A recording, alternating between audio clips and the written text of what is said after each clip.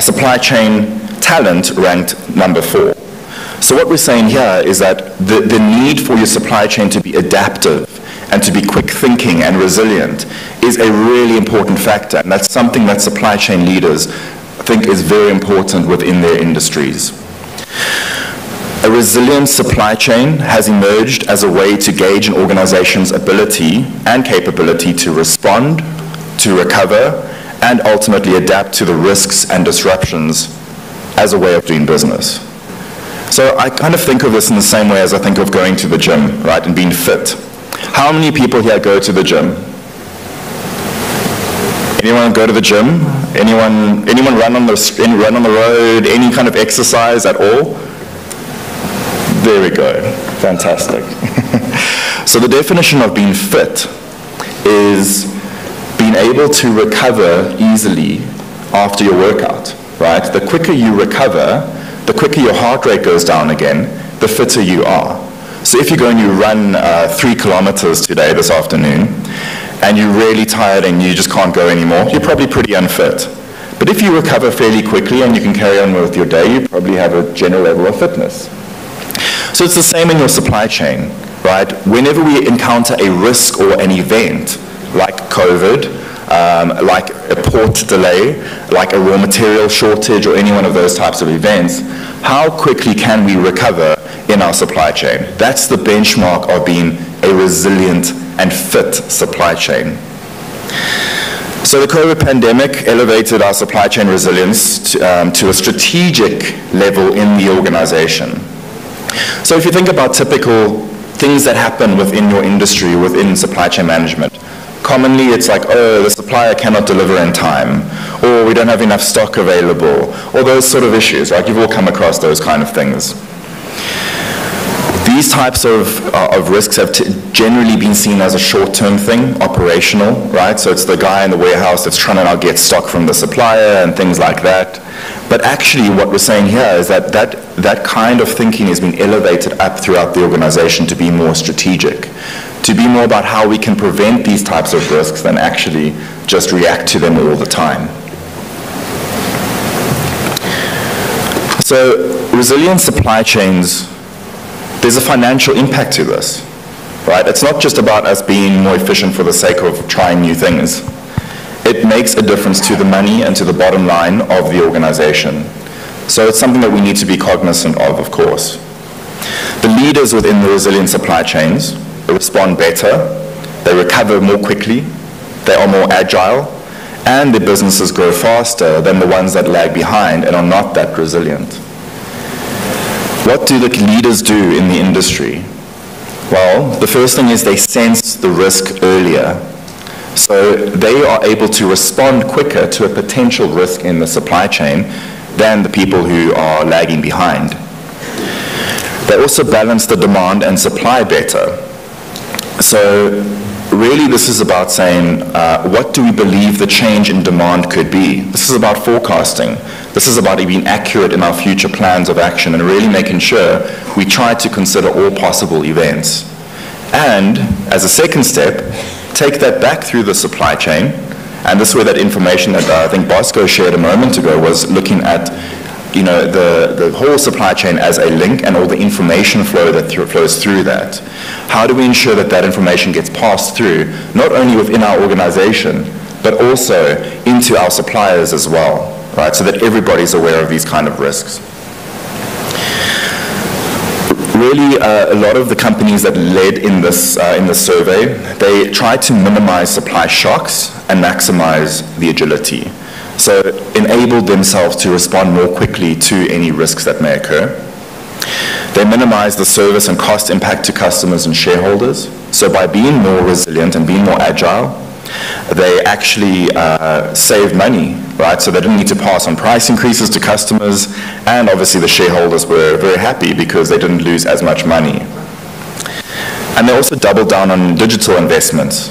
And this is a great lead-in from what Bosco has just mentioned about the digitalization of supply chain. So let's think of that example that was provided now. When you have visibility of the inventory that we have, or the supply that's coming in, or any risks that we have in the supply chain, you can more easily now respond and make decisions. It's not too late. So this is very important and a way to enable resiliency within a supply chain. Some of the best suited companies in the survey also advanced their competitive advantage and they captured market share. So because they were able to respond, they kept their products on the shelves, and that means that they captured more market share versus their competitors. Really interesting concept here, and I've highlighted this because we've seen this in, I think, the last some two or three presentations in the last day that we've been here, is the shift into a circular business model. So thinking about this from a point of view of how can we recycle, how can we use waste products of other organizations, how can we better collaborate to ensure that we use and utilize the circular economy more. So I'm going to share with you in a moment the results of the survey, looking at the types of risks that were identified. And really this publication is called Ready for Anything, Turbulence and the Resilience Imperative. And it's based on the Resilient Supply Chain Benchmark, right, which was spearheaded through ASCM and the Economist Intelligence Unit. So here are some of the results.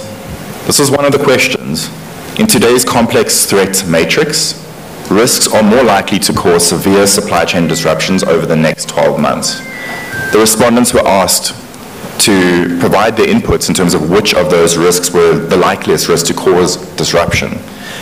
So not surprising, pandemics is the first one over there. This happens to be the case at the moment. Cyber attacks, market changes and demand shifts happens very often. Supplier or partner bankruptcy, right, that can be an issue as well. Have any of you experienced that, where your supplier has gone out of business or was about to go out of business? Anyone? I won't ask you to say anything, I just want you to put up your hand if you've experienced that risk before. Great. Natural disasters, any supplier issue because of natural disasters that anyone's experienced? Even if it's in another country. Extreme weather, geopolitical instability. I mean, we look at the neighbors, we look at Ethiopia, for example, right? There's political instability there. How does that impact us in our supply chains? Labor costs increasing, theft, illicit trade and counterfeiting, and raw material scarcity. Raw material scarcity is common and often caused by some of the other risks that we see over here, right? So how many of you have at least experienced or expect to experience one of these risks over here? Everybody should put their hand up for this one. If you don't, then it means you have your head in the sand, because these are coming, right? These things are happening and we need to be prepared to handle it. So we need a strategy for each of these, okay? So I'm going to go into the next slide here, and I hope you have your phones ready. I can see some of you on your phones, so I hope you have it on this browser link. So if you go to polev.com/ASCM, I'd like you to go onto your phones quickly, please, if you can, and go into this link, and you should see this pop up there. I hope. Let me make sure. Okay.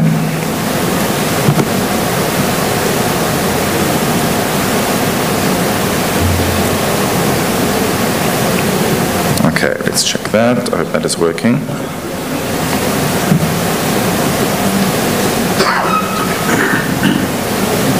Can you see it? Anyone got your phone open? Can you see it there? You've got this ASN, polev.com/ASCM. Yeah.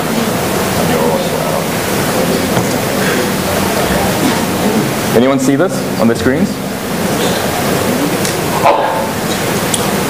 You see it? It might ask you to put your name in there, but you don't have to put your name, don't worry. There we go, we've got one result so far. Has supply chain risk and resiliency been elevated in your organization to a strategic discussion and imperative? Okay, so that's the question here. The point is that we want to make sure this is a strategic discussion and not just an operational thing happening on the ground, right? We need the leaders in the organization to be aware of the risks that we might incur. Okay. So I can see some results here. For some reason, I can't seem to see the outputs in here. Okay, let's just go there. Okay, it's not working there, right? It's fine, no problem.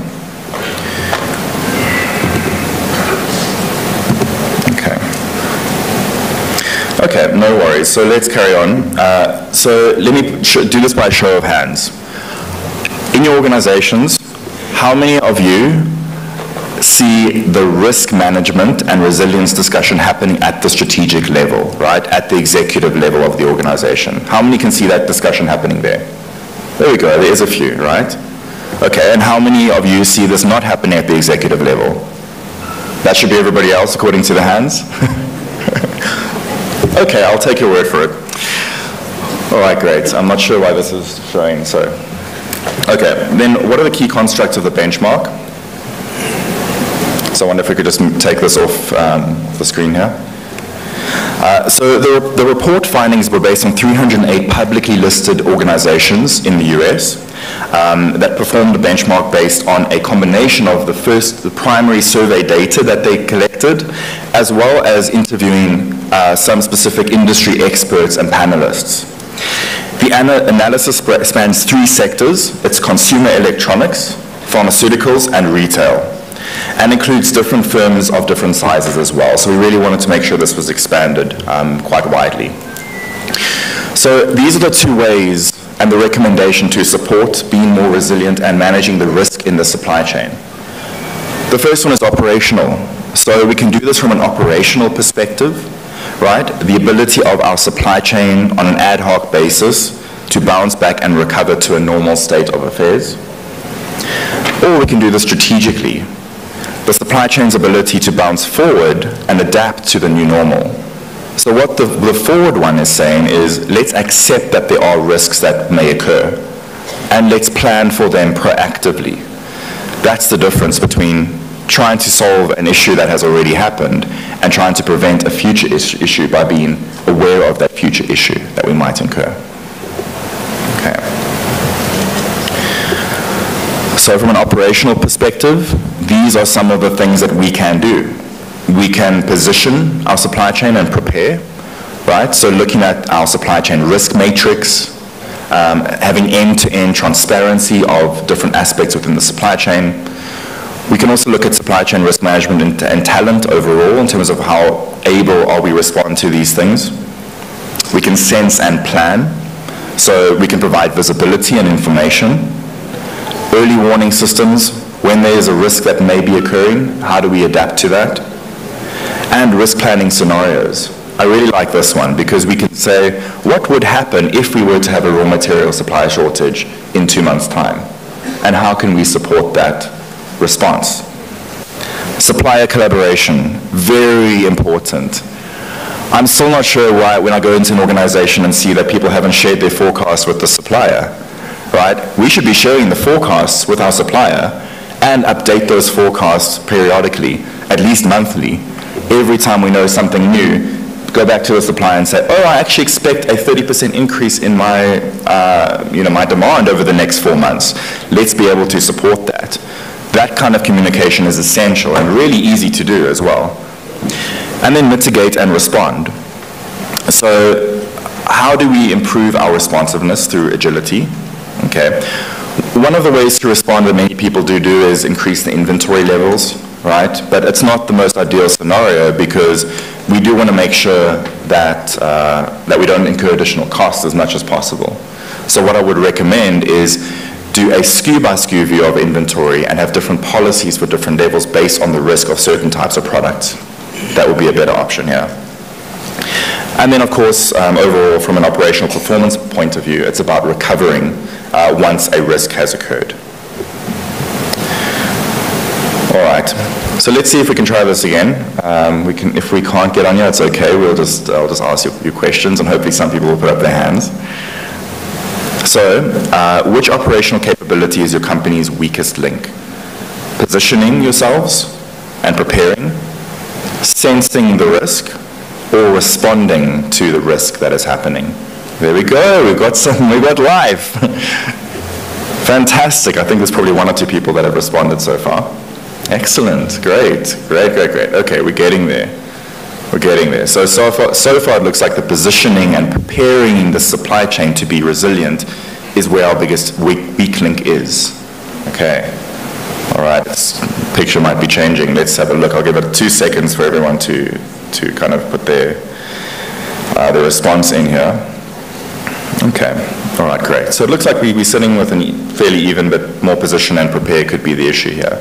So with that in mind, if we go back to that, we're saying here that the supply chain risk maturity, the transparency is an issue, our supply chain risk management and talent is an issue as well. So these are the areas we should now be focusing on to try and mitigate that issue. Okay. Then let's look at the same thing from a strategic perspective. So, lead, build, or transform. Do we have the right leadership? Climate risk awareness? Organizational learning? So when we have an issue that happens, when we have a raw material supply failure, it happens, we respond. How do we ensure that we learn from that and that we don't repeat the same mistake again, or we mitigate a future issue? That's what's covered in here. Build, supplier relationships, also customer relationships. Why customer? Because we want to know if there's going to be a change in the customer's business, if there's going to be an impact on demand in the future. Supply chain talent, very important. Supply chain workforce, ensuring we have the right people doing the right things in their roles. And then to transform. So this is really the pinnacle of saying, let's be as strategic as we possibly can and be the best, excellent supply chain. And that's through concepts like environmental sustainability, strategic supply chain risk mitigation, innovation, and the circularity of our supply chain. There are very few companies that have reached that transform stage, but definitely an aspiration of many organizations currently. So let me ask you the same question. In a strategic sense, which strategic capability is your company's weakest link? What do you think in your organization? Is it leading? Is it the building, right? Or is it transforming? Could be everything, but let's see what you think. Okay. So we got someone answering the transform. Thank you for whoever has responded there. You had your coffee, clearly. Okay, great. Let's carry on, let's see. Okay, we've got a couple of responses. I mean, we've got like hundreds of people here. We should have hundreds of responses here in this survey. Okay, we're getting there slowly. Okay, so transform is definitely the area that looks like where we have the weakest link from a strategic perspective. And perhaps the answer to this is saying, how do we foresee what our long-term vision is for the organization? I was very excited when I heard about the 2025 vision for Tanzania. I think it's really great, or the 5-year vision for Tanzania, which I think is great to start to link into the organizations as well.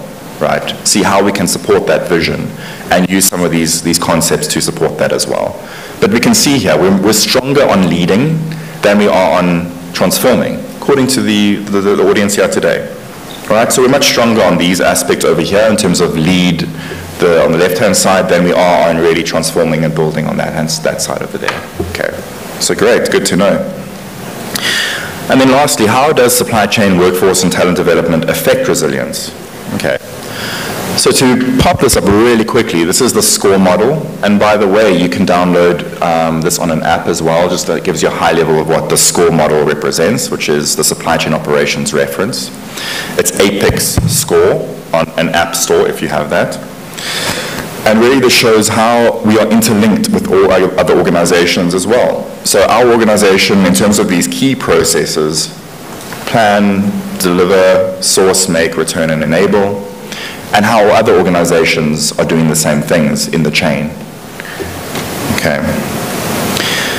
These are some of the common supply chain job groups for professionals in these areas. So within planning, what kind of roles do we have? Within sourcing, make, deliver, return, and enable.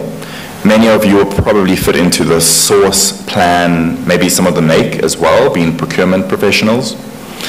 So when we think of plan, we're thinking of demand planners, supply planners, inventory analysts, inventory managers, schedulers, etc.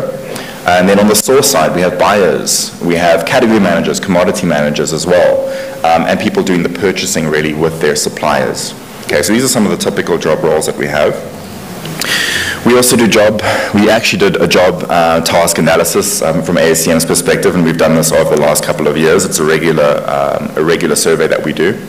And I know this is a bit small, but really just to show what are the responsibilities when we think of sourcing, right, for the executive, for the director, or for the manager level of the organization. It's important for us to define these things because that's how we support the process in the organization. Okay. So let's go down to over here. All right. So what I want to ask you is one more question, which is, would you categorize your company as having gaps in your supply chain workforce, in talent, or in your leadership development? Do you think you have gaps in all three of these segments, two of them, one of them, or you don't have any gaps at all in any of these segments? Okay. Let's see what we come out to here. It'll be very interesting to see. Okay. All right, come on, respond. I see everybody on their phone. Yet no responses. Okay. You have 5 minutes. Perfect. To finish, please. Okay. So it looks like there are gaps everywhere, right? So when we talk about supply chain workforce, do we have enough people to support the roles? Do we have the right people? Do we have the talent in the organization? And is our leadership adequate to support this as well? So it looks like the majority of people think there are gaps in all these segments. But the good news is that there are ways to solve these gaps, right? It can be through an ASCM, it can be through APEX, it can be through another entity. Your organization, PSPTB, is really pushing, and I saw they were looking at how do you book exams, how do you get trained and upskilled. This is a very key part to becoming a more resilient supply chain.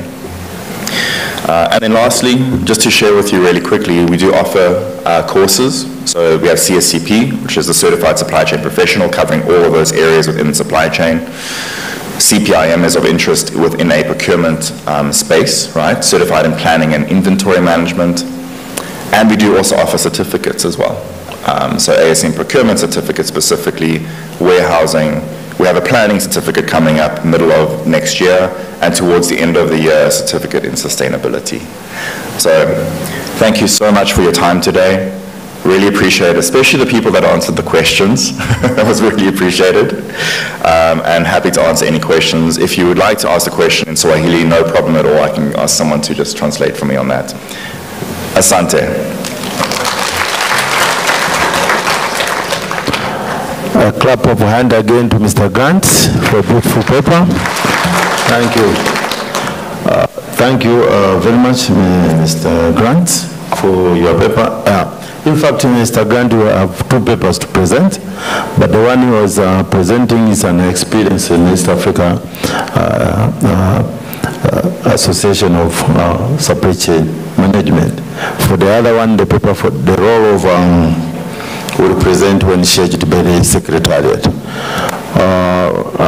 Mr. Grant, we thank you for the experience of shown exactly what you were talking about, the supply chain resilience, and we can see how it can resolve problems within the companies. We have to respond to the question. If the floor will have the question, then we'll ask you to respond. But we have to record. Jamani, nadhani mmesikiliza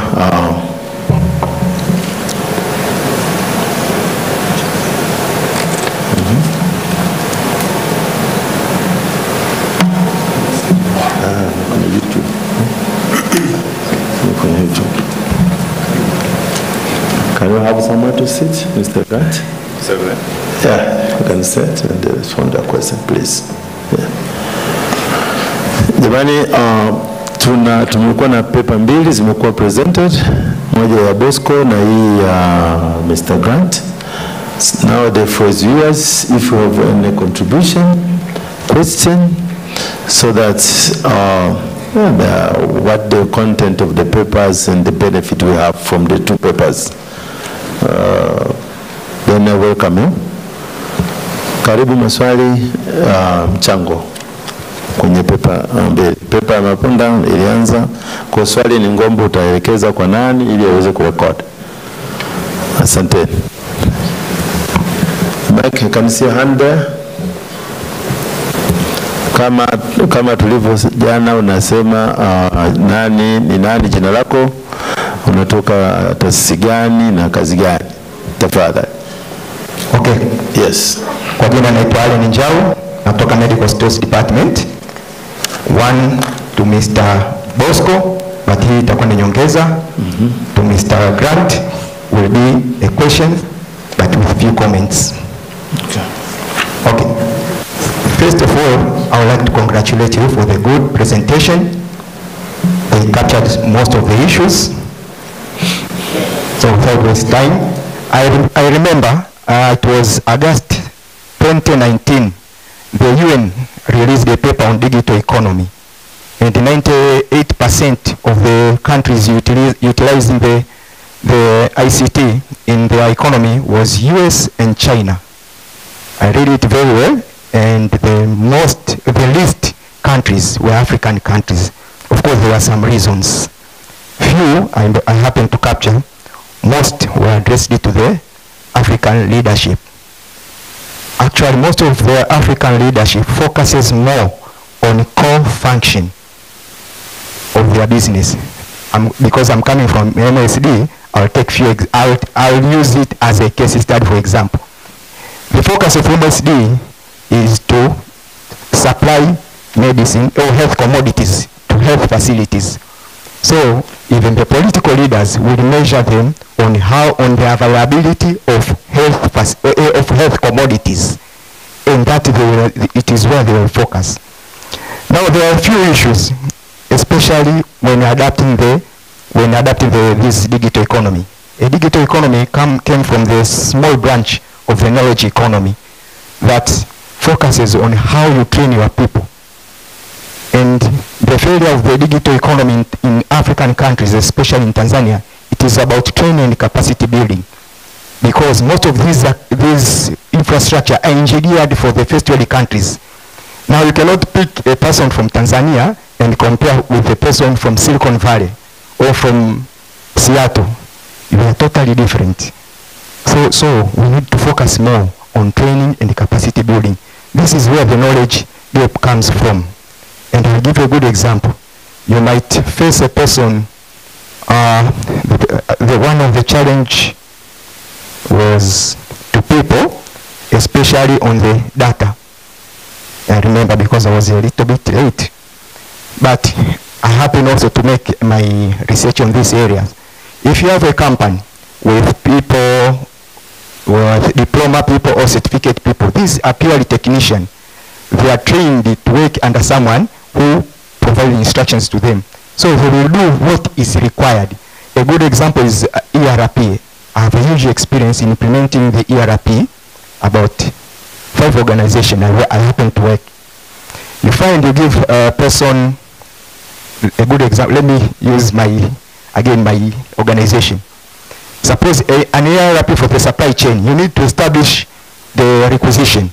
After requisition has to be linked with the PO, purchase order, and has to also to be linked with the GRI. You find someone establishing a requisition, but it is not linked with the PO sometimes. And most of these ERP, if you use the Adempere, the Compare, the Epico, the SAP, these are the most of the challenges you will find. It is because the people of diploma or certificate, these are trained to be technician.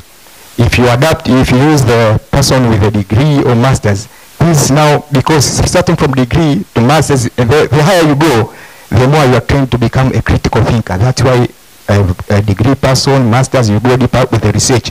It's because we need your critical thinking. Now, the challenge comes to the types of the management. Most of the management structure has some problems whereby if you are recruited, And given the job description, you will be told that you will be working, you will be reporting maybe to a supervisor or to principal or to senior. But in the actual sense, what is being practiced, it is a flat management. You find even the assistant, even the officer, the senior, both reporting to the director. So no one verifies the work from the maybe technician, from the officer, from the senior.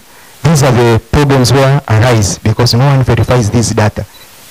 And if no one verifies the data, it is where the data quality starting the problem. About resistance to change. Resistance to change. Actually, I don't know how to put it clearly.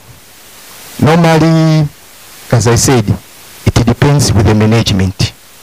If the CEO take the ownership of any change in the organization, now everything will go smooth. But if there is no ownership from the top management, CEO, I repeat, from the CEO, then expect no changes even to the directors until to the operational staff. This is my addition. But I'm going now to Mr. Grant. One of my questions is, if you have any experience working in African countries, maybe especially in Tanzania, I would like to share your experience. I have few experience, one by attending few symposium online, and few by participating myself in developing these resilient features. Actually, I happen to develop business continuity planning using the ISO standard 22301. And I happen also to participate in few using the lean management system. Brother, you said you have a question, then you ask a question. Yeah. So you leave the floor for others to contribute. Okay, I finish the second question. Please. I don't know if you are sure if you have ever worked to train the leadership, because both these standards insist on leadership first and not the operational. Thanks very much. Thank you from MSD. Please, we ask you to be brief, direct to the question. If you have a contribution, but try to put in a very brief so that we give time to others to have a time to contribute or to ask questions. The other thing, this meeting is live in YouTube using TSN Digital. So all discussions are live and the public. So those who are just walking around the room here, you have been seen by the public. Take and concentrate in the meeting, please. Okay? Thank you. Yes. Please, as I said, ask your question, and if you have a contribute, brief to the point. Thank you. Naitwa Alex Igogo, natokea CBE campus ya Dar es Salaam. Nina mchango wangu wa presentation ya Bosco. Niliona flow 3 alizozielezea kwenye supply chain. Material flow, fund flow na information flow. Kidogo kwenye fund flow nimepata ukakasi kwa sababu imeonekana fund flow ina flow kwenye both direction, manake kutoka upstream supply chain kwenda downstream na pia kutoka downstream kwenda upstream supply chain.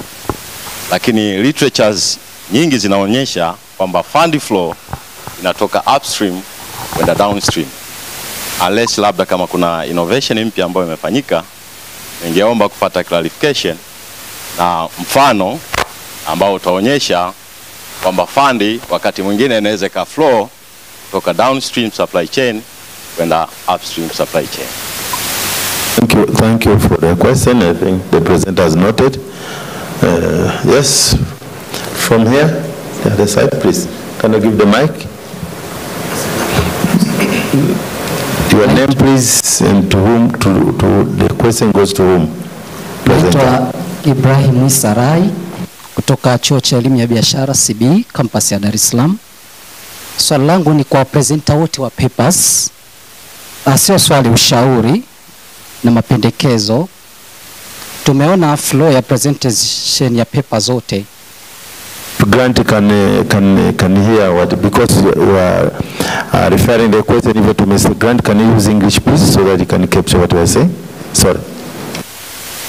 Acha niingie kwa Kiswahili kwanza, alafu nitakuja English. Swali langu kwa wote ni kwamba presenter wote wamepresent paper, lakini ukiangalia fomu ya academic ya presentation ya paper, sisi tuna imani sana kwenye paper lazima tuonyeshe methodology, kwamba umetumia methodology gani, umepata finding, ukatuletea finding. Kidogo presenter wetu wa mwisho amesema ametumia finding, ametumia methodology, akapata na finding, though finding nyingine amezipata hapa, lakini wale presenter wengine hawajatuonyesha kwamba ametumia methodology gani. Wametuletea tu information from nowhere, hatujui wengine kama information kachukua kwenye Google kaja kutupresentia paper. Kwa naomba next session ya mwakani tuje fomo ya presentation ya paper, itakokuwa na introduction, methodology, halafu na finding, ili tujue kama kinachopresentiwa hapa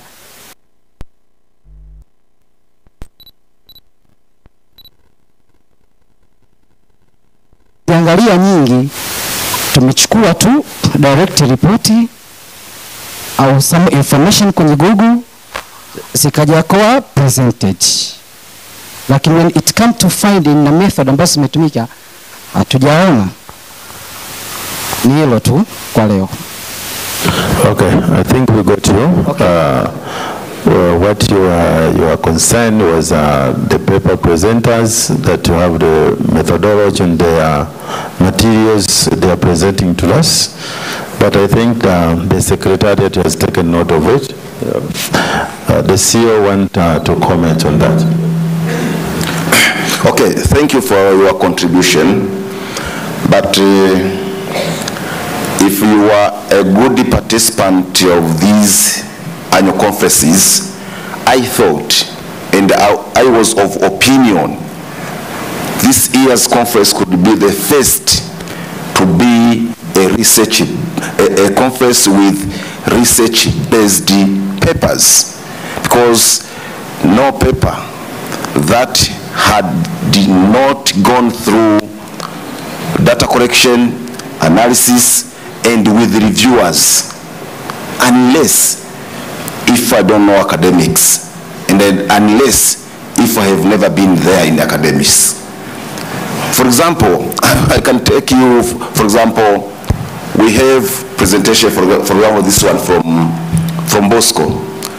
That is a paper which included reviewed questionnaires, consultation and approvals from the Minister of Finance, and I was the one who wrote his introduction letters to various institutions to collect some data.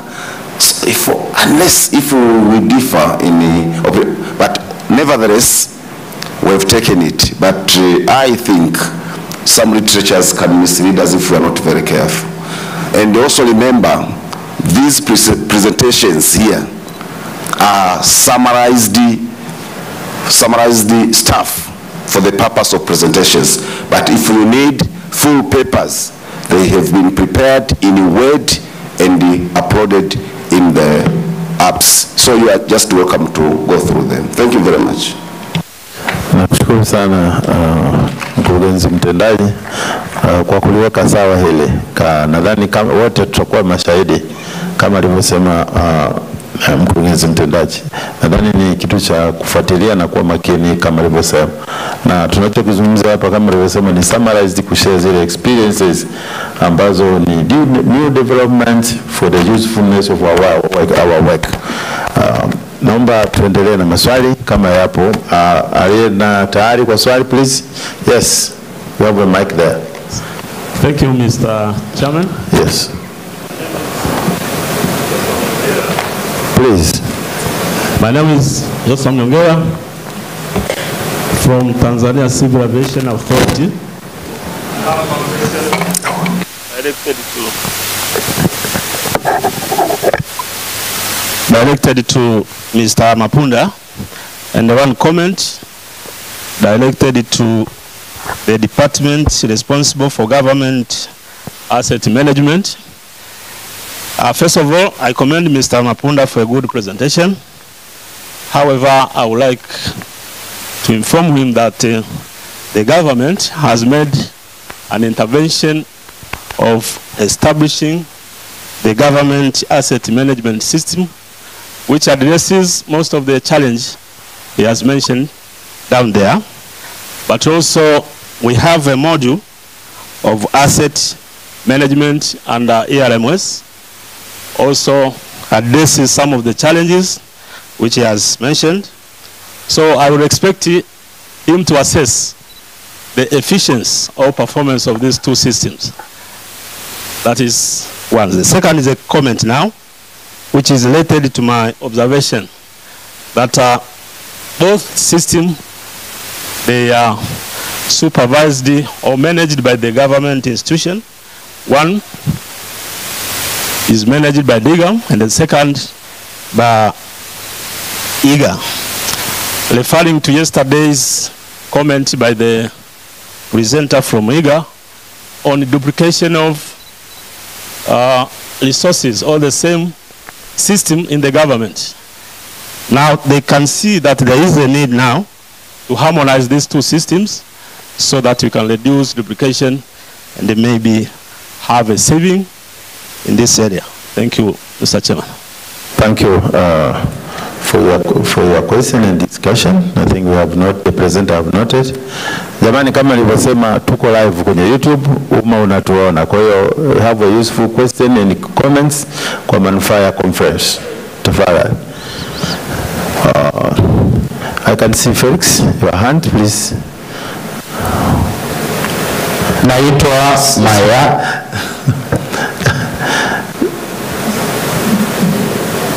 Felix, please. Then asante to be for you. Asante mwenyekiti. Mimi naomba nitoe comment kwenye paper ya ndugu yetu iliyohusu mambo ya digitalization of the procurement and the supply function. Kwanza nimpongeza alifanya kazi nzuri. Sasa ninachopenda kukisema ni kwamba sisi tulokaa humu ni wanunuzi na wagavi kwa ujumla wetu. Bahati mbaya hatuna tabia ulalamishi. Mara nyingi maafisa ununuzi na maafisa ugavi si walalamishi. Sasa serikali ilipoleta hii mifumo hii, Muse, Gamisi na kadhalika, katika pita yangu nikafika taasisi moja ambayo sipendi kuitaja. Wale wafundishaji walipoletwa in-house kwenye ile taasisi wakafikia wasibu. Kwa hiyo maafisa ununuzi hawa wakapata mafunzo kwa uchache, sio katika ile dozi ambayo inayostahili na kazi kubwa wanayoifanya. Matokeo yake mwaka ukafika mwisho, hesabu zinataka kufungwa. Inventory iliyoingia ndani haikupokelewa kwenye Muse na wala haikutolewa kwenye Muse. Lakini pia ile fixed asset register katika mfumo wa Gamis haikukaa sawa sawa. Maana yake nini? Mwasibu hesabu kufunga zinamshinda. Sasa si washauri muwe na tabia za ulalamishi, lakini nitaomba sisi maafisa ununuzi na ugavi tujiongeze ili yale mafunzo yakifika pale wale, maana hata wale walimu wenyewe wanakaa chumba cha wahasibu kule. Wanakaa chumba cha wahasibu, maafisa ununuzi labda atachukuliwa mmoja au wawili wataenda pale.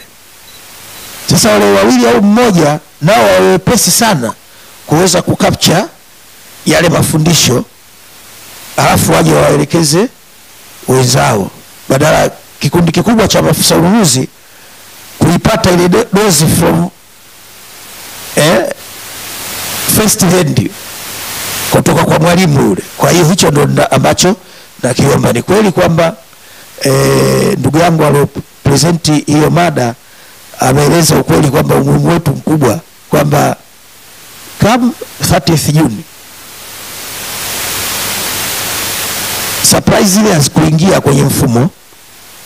Issues ambazo tumezitoa physically hazikutoka kwenye mfumo. Hapo hesabu kufungika haifungiki. Na pia hata wale walimu ambao wanaofundisha zile GAMIS kutengeneza ile fixed asset register, baadhi ya mafunzo wakikaa na wale wahasibu wanaongea nao vya kutosha, lakini upande wetu sisi huku wa Ugavi huwa haongei na sisi. Kwa hiyo mwisho wa siku unajikuta lazima urudi tena hazina kuomba msaada hapa na pale, urudi tena hazina ili kuweza kukamilisha hilo jambo. Asante sana. Asante Felix. Thank you for your comments. Jamani, nipate mikono mitatu ili turuhusu presenter wetu kuweza kujibu maswali, na utakuwa wa kwanza, wa pili. Kuna mikono I can see. Hapa wewe mmoja, hapa kuna miwili, na hapa miwili. Okay, tuanze na then ya mwisho minne hiyo. Kwa majina naitwa Mayanzi Edward Kidana kutoka Mamlaka ya Usimamizi wa Wanyamapori Tanzania, ni surprise officer. Swali kwanza nimpongeze Mr. Mapunda kwa maana ya study yake inayohusiana na hiyo digital transformation kwenye non current asset. Lakini swali langu ni kwamba huu mfumo kwenye taasisi nyingi za serikali utakuwa implemented na utaleta matokeo lini? Kwa sababu hapa tunasoma ukiingia kwenye system unauona, lakini namna ya kutumia huu mfumo ukawa effective na ukatengeneza ile accuracy ya zile data inaonekana unachanganya. Hicho kitu cha kwanza. Lakini kitu cha pili, unapozungumzia non current asset au kwenye government inajumuisha pia vitu ambavyo vinakuwa viko confiscated, kwa maana kwamba vile vimetaifishwa. Je, na vyenyewe vitakuwa part ya vitu ambavyo vinatakiwa viingizwe kwenye mfumo na kuwa mali ya serikali? Alafu vile vile kuna vitu ambavyo unakuta huu mfumo lazima uwe ni integrative, lazima uunganishe. Kimfano unaposema ni asset, pia kuna depreciation ya ile asset. Je, huu mfumo umetengenezwa katika misingi ya kwenda mpaka inapofika kwenye depreciation au kwenye return of ambao ni upande wa uhasibu na huu wa manunuzi ukakaa pamoja ili inapofikia kipindi kama hizo data zote ziwepo? Kwa hiyo nilikuwa nauliza kwenye hiyo upande. Another question to Mr. Grant. Thank you for your presentation. Now my question is about many examples you have presented here through your study based on private companies. The government is not involved. Now my question, this supply chain resilience is only for specific for private sectors and not for government? What is the participation of the government into this supply chain to make supply resilience? Thank you. Thank you. I hope Mr. Grant have catch the question properly. Okay, thank you. Asante sana kutoka wanyamapori. Wa pili kutoka wewe hapo. Please, your name? Kwa jina naitwa Victor Mgendi, natokea Chuo Kikuu cha Dodoma, afisa manunuzi. Mimi issue yangu ilikuwa ni ushauri kwa Mr. The mic, please. Hello. Yeah. Mimi nilikuwa swali langu sio swali search kama ushauri kwa Mr. Mapunda. Kwenye upande wa mambo ya stock management kuna mkanganyiko mkubwa sana ambao tungependa PRA na bodi kuweza kuliangalia hili swala hili kwa umakini. Kwa mfano, kuna baadhi ya taasisi issue ya store iko chini ya uhasibu. Na kuna baadhi ya taasisi yani wahasibu ndio master keeper. Na hapa sisi tunasema, hapa nimesikia kwenye presentation yake anasema kwamba sisi ndio owner ambao tunatakiwa tumeki mfumo kama huu hapa. Sasa nilikuwa naona katika utekelezaji itakuja kuleta shida. Sasa nafikiri kwenye kada yetu ya ununuzi na ugavi inaingiliwa sana, lakini kuna mamlaka ziko kimya. Ili pia ningependa kama tu ushauri, ili tuweze kuimplement alichokisema mwenzetu, inabidi pia kwenye baadhi ya taasisi iweze kuwa yaani kuwepo na uniformity kama nchi. Kama utaratibu unaonyesha kwamba ugavi na ununuzi ndio wanadili na issue za asset, basi iwe hivyo. Sina haja ya kuzitaja baadhi ya taasisi, lakini ni ukweli ili swala lipo. Asante. Nashukuru mgeni. Nadhani hata mimi nataka ni comment on that kwa Mapunda. Kweli kuna taasisi zingine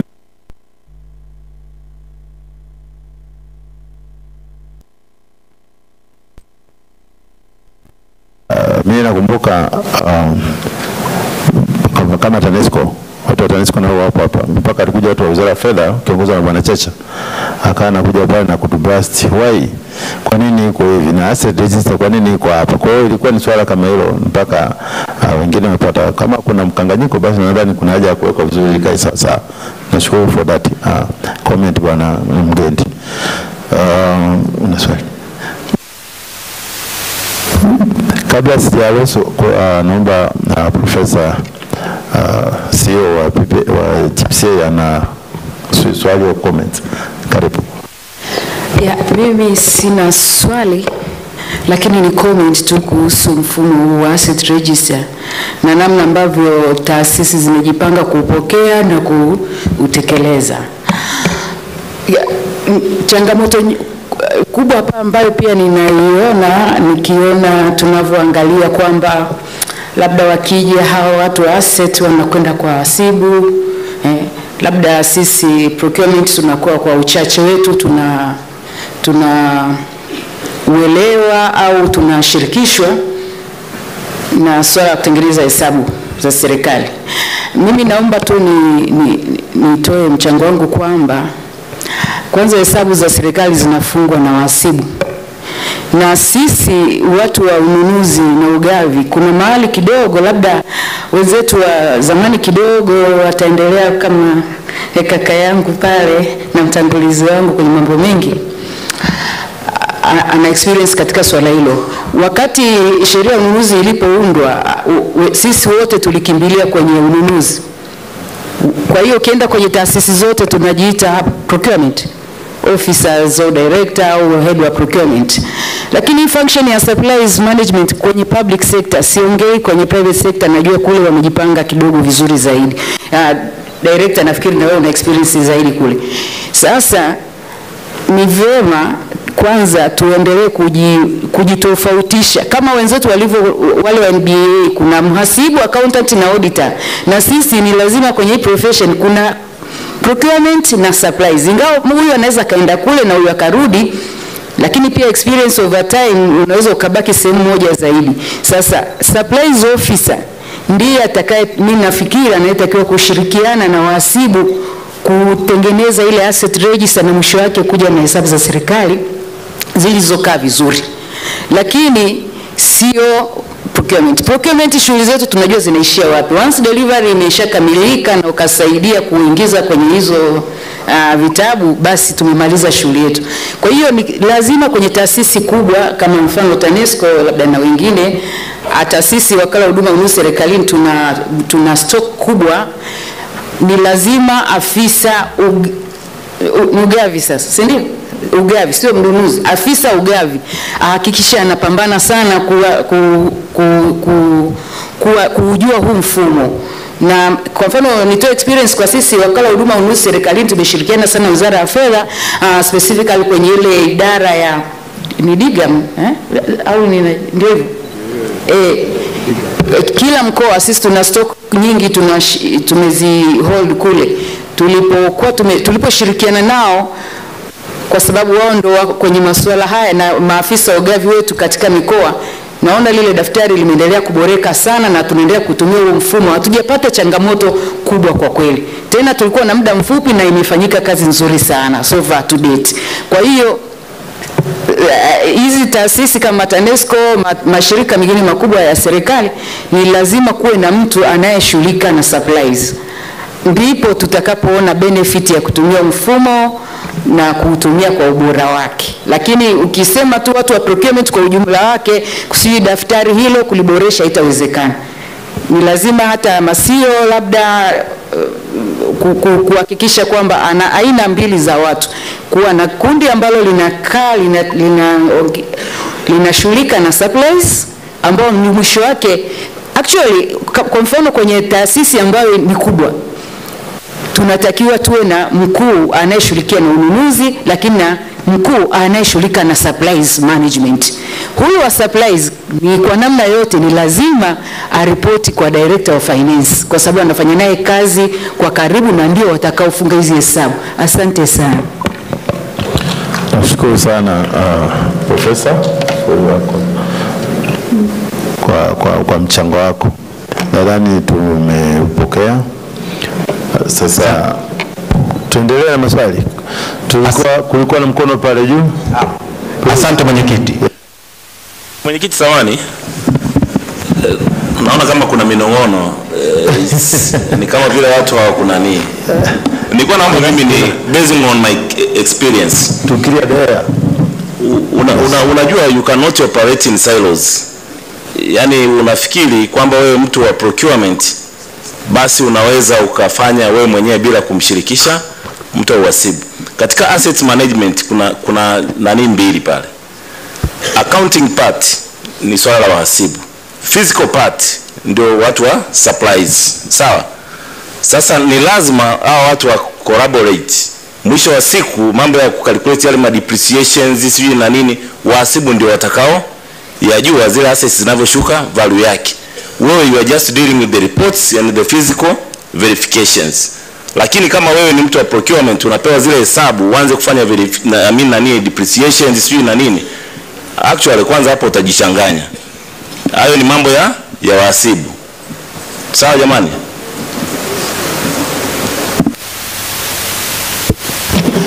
Asante mwenyekiti. Ngoja ni kwanza namshukuru mkurugenzi wa BRELA kwa kuweka hilo wazi. Nadhani jamani ni swala la kuangalia kama tunavyoangalia majukumu na kama tunazungumzia collaboration au interface na wewe unavyofanya, issue ni kuweza kuhakikisha nini kinatakiwa kitoweke na kitokee nini na nani afanye nini. Nadhani hilo ndio msingi. Swali kutoka pale nadhani please, naomba aliye na mic please endelea swali. Asante mwenyekiti. Mimi naitwa Steven Haule kutoka retention Upanga. Swali langu linaelekea kwa Mr. Kayombo kutoka TRA. Alisema Kayombo alikuwa ni sponsor na tulishafunga session. Kwa kama una swali unaweza kauliza, tutalifikishia. Au unaweza kwenda kwenye mabanda pale ukalipata. Discussion inaendelea ni ya paper mbili ambazo tumepresent. Na kunaomba uelekeze hapo. Kama una swali mic iende kwa mtu mwingine. Asante mwenyekiti. Swali langu lilikuwa ni kutoka kwa Mr. Kayombo. Kayombo amemaliza session, naomba unaweza kumuona kwenye banda lao la TRA pale kwa wakati wa break please. Bishe mwenyekiti wa bodi wa kurugenzi ana mchango wake. Karibu. Inahusu pepa ya Bwana Mapunda kuhusu digitalization ya asset management, na kwa uzoefu niliokuwa nao siku za nyuma, yani hii ni kama ufumbuzi kwa watu wa head wa procurement and supplies. Changamoto ambayo tunatakiwa tufafanuliwe, huu mfumo unatakiwa ueleweke kwa organization nzima, kwa sababu kama unajua inaingia kwenye digitalization, lazima uanze kwenye acquisition. Nalisema hili kwa sababu kuna organization zingine mali inaweza kuingia kwenye organization watu wa procurement hawana habari. Ikaendelea kutumika, lakini wakati wa kufunga mahesabu, kuandaa asset register ya taasisi, mtu wa supplies ukatakiwa kufanya.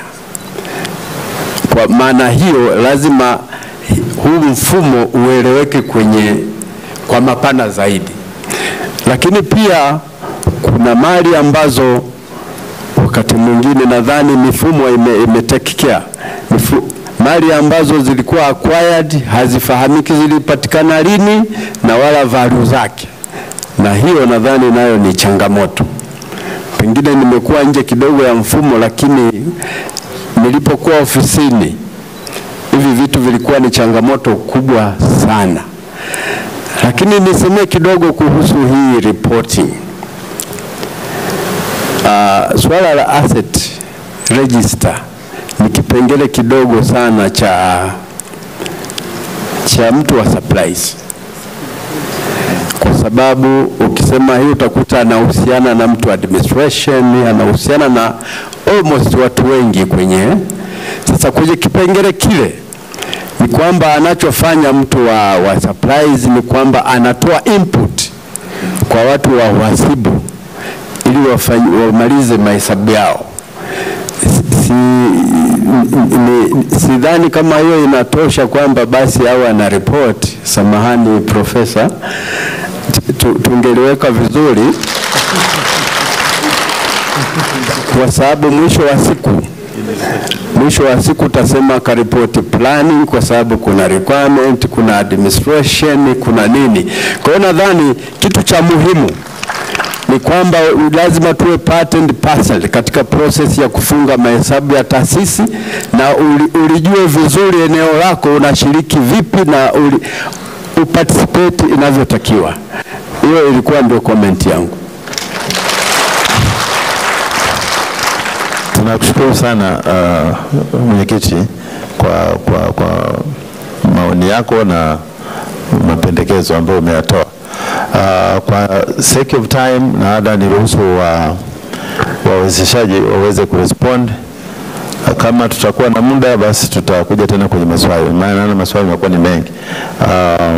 Grants, we request you to respond to some views and comments they have raised from the floor. Again, allow Mapunda also to respond. Can we start with you, please? Sure, thank you. So I got two key questions coming out of the audience now. The first one was related to work in Africa. So I'm actually from South Africa, and I guess we include South Africa in Africa, so that's where I do work. And what I'll say from a training and development point of view, and I think that was part of the question, is what is the value in training and development of people? And I can say from a South African context, there's a very high unemployment rate. But that unemployment rate is extremely high within people who are unskilled or semi-skilled. In the skilled population, the employment rate is far higher. It's a very clear view to say, well, you know, the more trained we are and the more skilled we are, the more employable we are. ASCM has actually done surveys and research on this, and every year there's a salary survey that they do. And one of the things that was clearly noted is doing an ASCM, and we're only talking about ASCM now, but it would probably apply to many other entities as well, is if someone has taken a CSCP, for example, which is the top level ASCM product, they are 60% more likely to get a job with that. So there's a huge benefit, obviously, in these skills and in these trainings. So without a doubt, that's very important. And then just to mention more about the work in Africa, that from an ASCM perspective, because that's the company I'm representing here, is there has been a lot of public health initiatives in Africa, in various countries within Africa. There was a grant that was provided through the Bill and Melinda Gates Foundation, which allowed training and development, transformation in supply chain within government entities in Africa through many, many countries, right? So this is one of the conversations that we'd like to have, I think, with the board here in the coming weeks as well, is how can we bring that into Tanzania, what are the opportunities here as well. So that has definitely happened, and actually just on a personal level, I was involved with a SCORE P training, which is also an ASCM product for the Doctors Without Borders based in Uganda, and there was about 15 people recently that went through that training as well to upskill themselves and their supply chain, right? So there's a lot of those examples of Africa-based skills development. And then the next question was about the survey and whether it included public entities as well. So it was mostly focused on the private sector and US-based companies, right? So a lot of those are multinational companies that, that obviously had entities in other places as well. But what I will say is the risks that you see there on the list, many people, and often I've heard this a lot, is my supply chain is unique because, and there's always a reason why that your supply chain is different from every other supply chain. But at the end of the day, we're suffering with very similar risks. They may manifest themselves in different ways, but the list of saying, you know, pandemics or raw material supply shortages, cyber attacks and things like that are very real no matter what industry we're in, right? The government is still procuring a service. The government is still using technology. Public entities are still doing those things, just with a slightly different focus, which could be more about service delivery for the people versus making a profit, right? So there's definitely a slight difference, but I think we can apply a lot of that to the results that are coming out of the survey. It is something to look at in the future, is maybe to distinguish the results between public and private entities, and that's something we can definitely look at for any future surveys. Thank you. Thank you, Mr. Grant, for responding to the questions. Once again, welcome for Tanzania. I think you enjoy the good atmosphere in Arusha.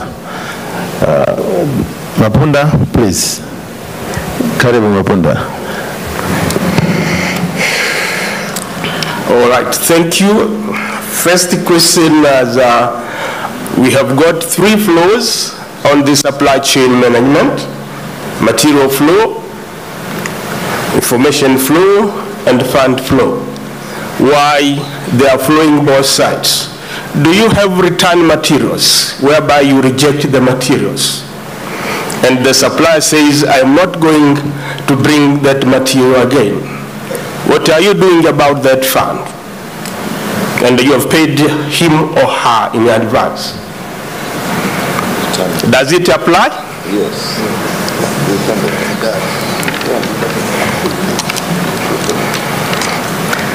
Regarding our methodology, that has been responded by Executive Director of PSPTB.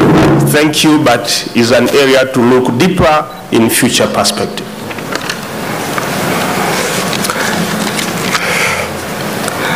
The government has got 2 systems. One is GAMIX, that is being managed by the Ministry of Finance. But again, EGA has introduced a system known as ERM. All needs to support the government. I said there are various systems also other organizations are using, like ASP used by TPA, and the TANESCO has got another system. TANAPA has got another system, right? How do we incorporate with the government asset management information system? Because we need to report there and see what's the value of the item to that respect. So we need to collaborate and ensure that we have got an integrated system that delivers value to the Tanzanian,